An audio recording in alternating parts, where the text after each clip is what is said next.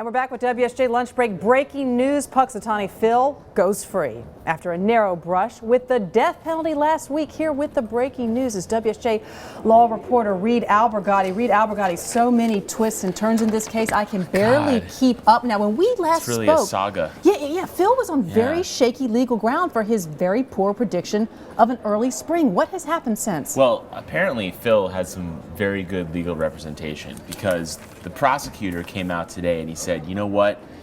We realized that Phil actually did interpret the weather correctly. It was his handler who screwed it up. You and I didn't see that one coming. I didn't. I mean, we were thinking dementia for the groundhog. I thought perhaps climate change is a defense. I did not see the handler defense. Yeah, no, it was a great defense. Apparently the prosecutor just could not prove that it was actually Phil who, who actually made this poor prediction. I wonder what kind of precedent this sets, Reed. I mean, let's tap on your deep legal knowledge here. What kind of precedent would this set for other animals in the public eye?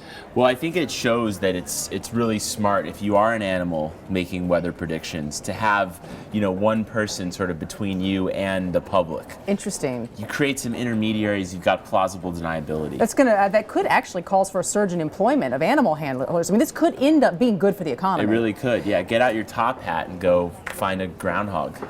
There you go. You said it first here. There was also quite a backlash to the Ohio prosecutor's indictment of Phil on Twitter and social media. But I'm wondering, and I wonder what you think, do you think he was worried about overshadowing the U.S. Supreme Court's hearings today?